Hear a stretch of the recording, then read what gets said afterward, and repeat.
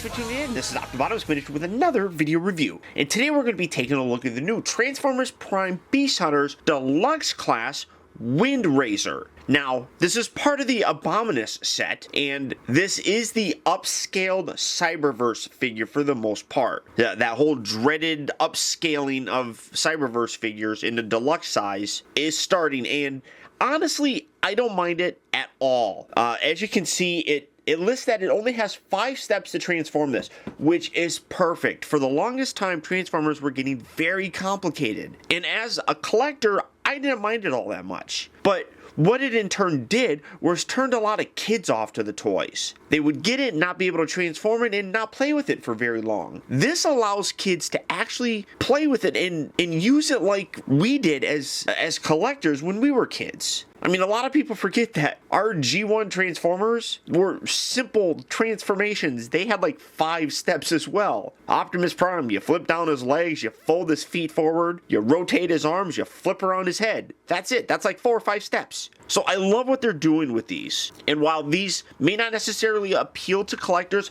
I really do think kids are going to like them. But as you can see, you got a nice image of Windrazor. You got the figure inside the plastic prison. Come around here in the back, and you see the 5 steps. I actually wonder if they even give you instructions on how to transform them, because they post them there.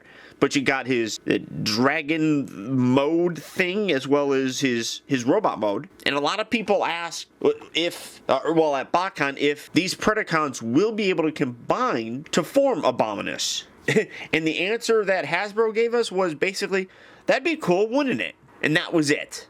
So a lot of people are questioning whether or not these are actually going to combine. So we'll see. I'll let you guys know as much as I possibly can. But that's about it for the packaging. So without further ado, let's get him open and see how cool he actually is. Alright guys, so here we have Windrazor opened up and out of its packaging. And yeah, he's basically the Cyberverse figure. Now, I never got any of them because honestly, I didn't like them being too small. And I didn't get a good feel for him, but I actually really like this guy. It's a pretty impressive figure. Now, it does utilize the same engineering and design as that Cyberverse figure, as I said. But some of the things are changed in it. For example, the ball joints have been replaced with these pin joints. So you get a nice range of motion still with it, but gives it a little bit more stable of a feel, I guess. But you got him in this little bird, I don't want to say dragon, but it's kind of like a bird mode.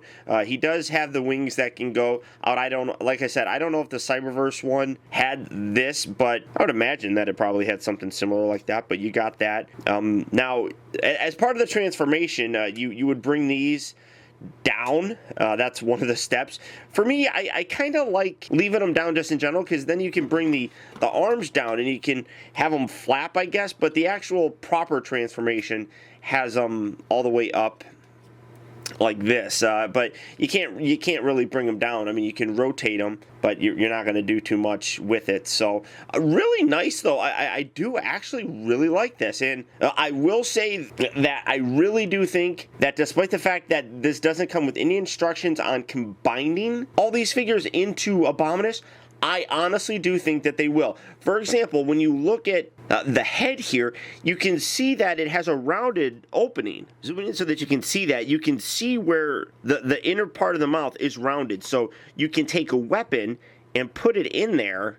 And in Abominus mode, that is his hand. So you can see where that absolutely would still be used to hold the weapon. And then zooming out, instead of pegs on the inside here, he's got these holes. And I really do think that these holes are what connect to the main body. They just reversed it. Instead of having pegs there, they now have the holes. Whereas on the main body, I think it'll have the pegs as opposed to the holes like the original Cyberverse did. So despite the fact that instructions on combining them are not included, I really do think that they will, which I'm pretty excited about. And like I said, when asked at BotCon, the answer was, well, that'd be kind of cool, wouldn't it? I mean, almost like they couldn't officially say it, but they pretty much gave it away. Now, because these are the simplified versions, and basically, like I said, still the Cyberverse figures, they transform the exact same way. So basically, you're looking at 5 steps. You take the tail, flip this up,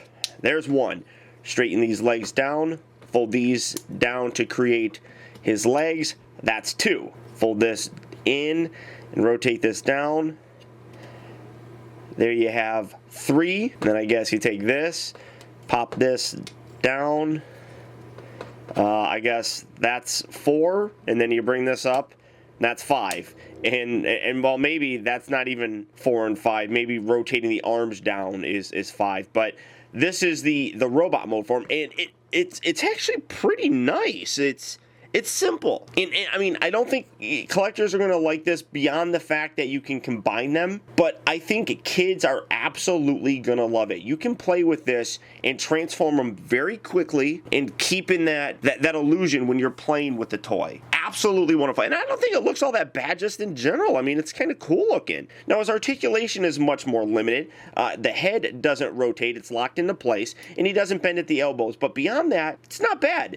The shoulders, like I mentioned, that have these pin joints now as opposed to the ball and socket, so you get a nice range of motion there. They move in and out. It does rotate at the upper part of the elbow. I do kind of wish it would bend, but it isn't horrible. He does have visible hand syndrome. The hands are always there, but again, for a kid, you're gonna love it. The hips are on the pin joints, so you get a nice range of motion.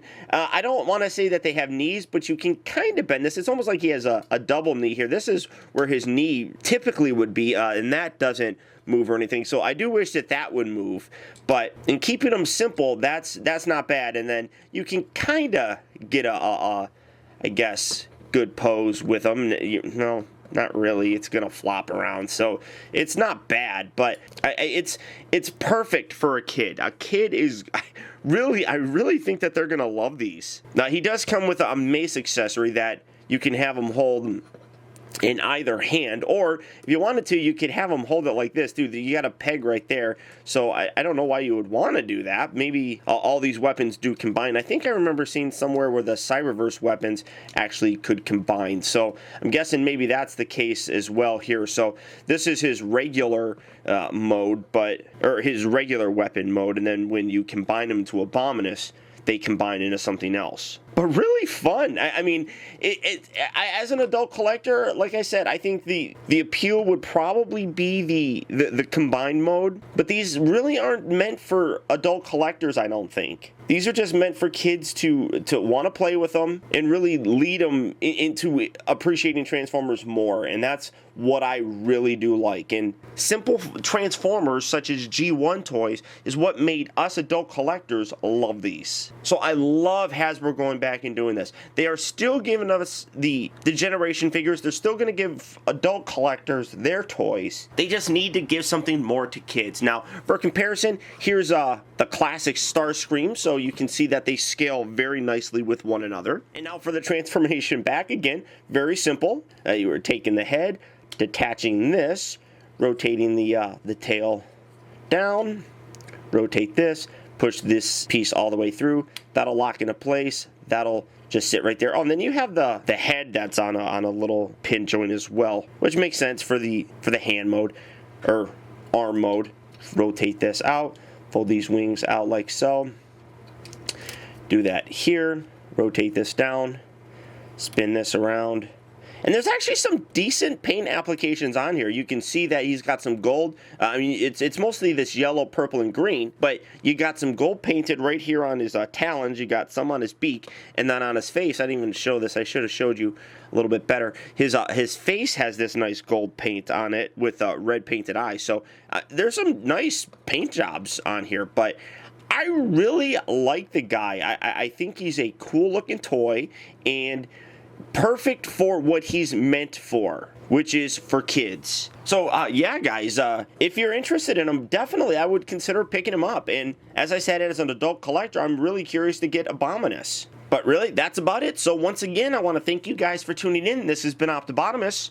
Keep in touch with me. Find out recent purchases as well as all upcoming video reviews all at facebook.com/teambotimus and by following me over on Twitter at twitter.com/optibotimus. Also, don't forget to check out my new website at optibotimusreviews.com. And if you like this review, don't forget to please rate, subscribe, and share this video. And until next time, I'll talk to you later.